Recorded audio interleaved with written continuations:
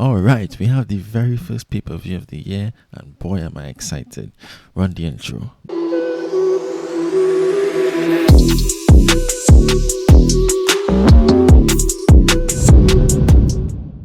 What is up, guys? Your boy is back, and UFC 270 is right around the corner, and we need to talk about it. I'm going to start off with a few honorable mentions. I'm not going to talk about their fights, but these are people that I have my eye on. So, first fight to kick off the main card, Cody Stamann versus Saeed Nurmagomedov.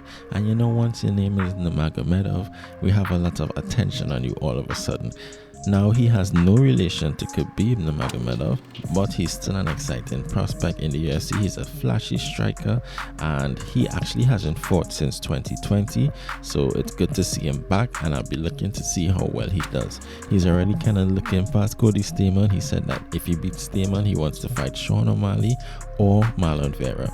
So we'll see how it goes. Stamann is a powerful, short, stocky wrestler, so it'll be a good matchup. And finally, Michel Pereira versus Andre Fialho.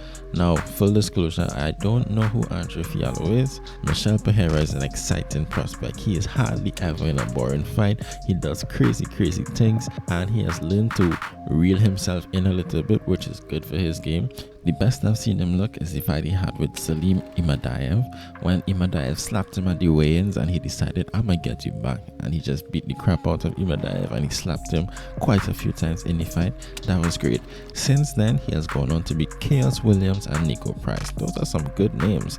Close fights, they were unanimous decisions, but still good names. So I expect him to win this fight, but like I said, I don't know that much about the other guy, but I'll definitely be looking forward to it. And now moving into the first fight that we're really going to talk about, it's the trilogy, Brandon Moreno versus Deiveson Figueiredo. Honestly, I was surprised when this fight got announced, because I thought, Moreno was going to move on and fight somebody like Askar Askarov or something, but I'm definitely not mad at this fight, and this fight is still a very competitive fight.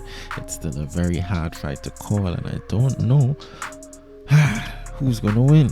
History tells us that when there's a trilogy, the person who wins the second fight most likely is going to win the third fight.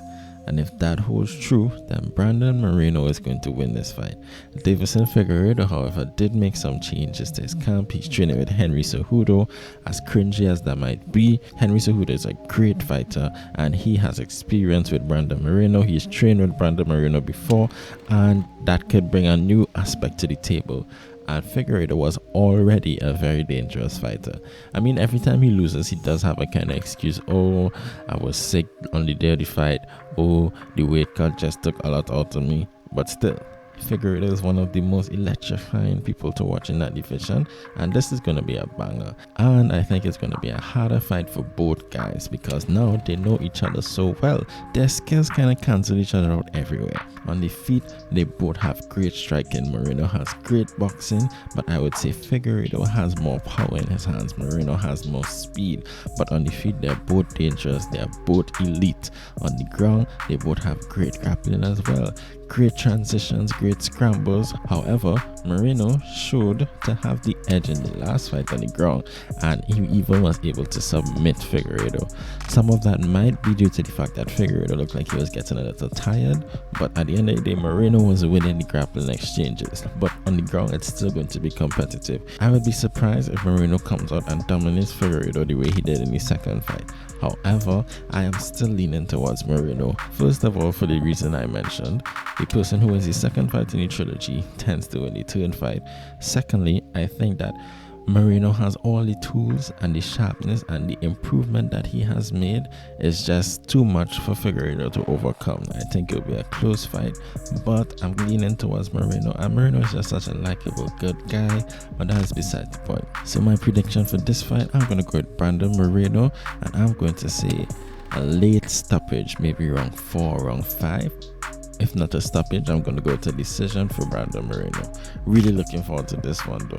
And now for the main event of the evening, the two heavyweights, Francis Ngannou versus Ciryl Gane.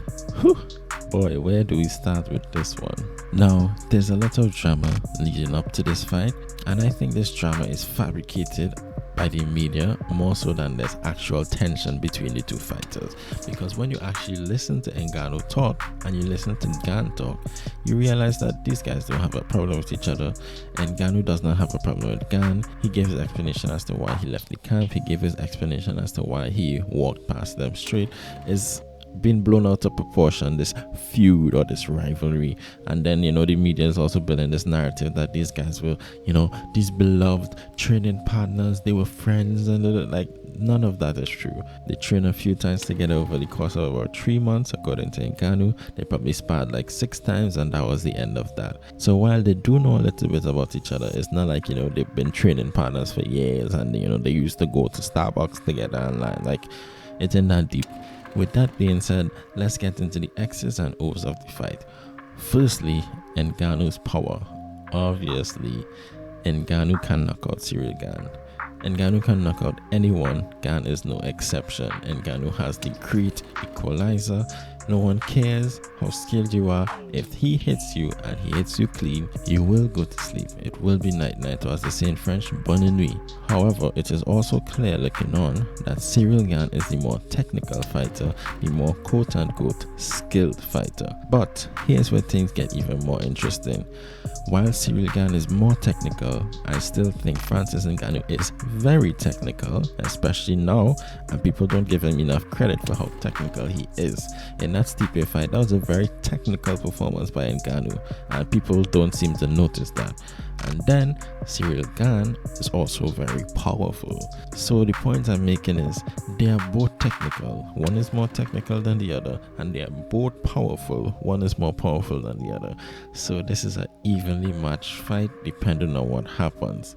This fight could go either way, and I do think that Ciryl Gane is the hardest fight for Ngannou right now, even harder than a rematch with Stipe, because of his movement, because of his ability to stay safe and manage distance. And we also know that Ciryl Gane could go for 5 rounds. We have not seen Ngannou have to go for 5 rounds in a very long time, so we don't know how good his cardio really is. I mean, I definitely know his cardio would be better than the first time he fought Stipe, because he's more intelligent now, he takes his time more, he paces himself more. However, cardio issues are very hard to get rid of. They won't just go away. So if this fight is going for 5 rounds, I do favor Ciryl Gane. I do think he will be the fresher fighter, but I have no doubt in my mind that Ngannou's power translates even late into the fight, meaning 4th round, 5th round, Ciryl Gane still needs to be on his toes because he can still get knocked out. So I think the keys to victory are pretty obvious for both guys. Gane needs to manage his distance well, stay out of harm's way, stay out of the way of those bombs, and pick Ngannou apart, be patient, and if the finish presents itself, then take it. Ngannou has a hell of a chin, so that might be a stretch. And then for Ngannou, be patient, pace yourself, look for opportunities to land that power. In terms of wrestling, I don't see much grappling taking place with either guy, and if it does, I think it would kind of cancel itself out because neither of these guys are really wrestlers. This is a tough one. Honestly, I feel like it's a 50-50 fight, but for the fun of it, I'm going to predict that Ngannou gets the victory, and I'm going to say 2nd or 3rd round knockout. Anyway guys, that's the end of this video. If you enjoyed my content, please remember to like, please remember to subscribe, hit that notification bell so you know every time I drop a new video. We're on the road to 400 subscribers, so help your boy out, and I'll see y'all in the next one.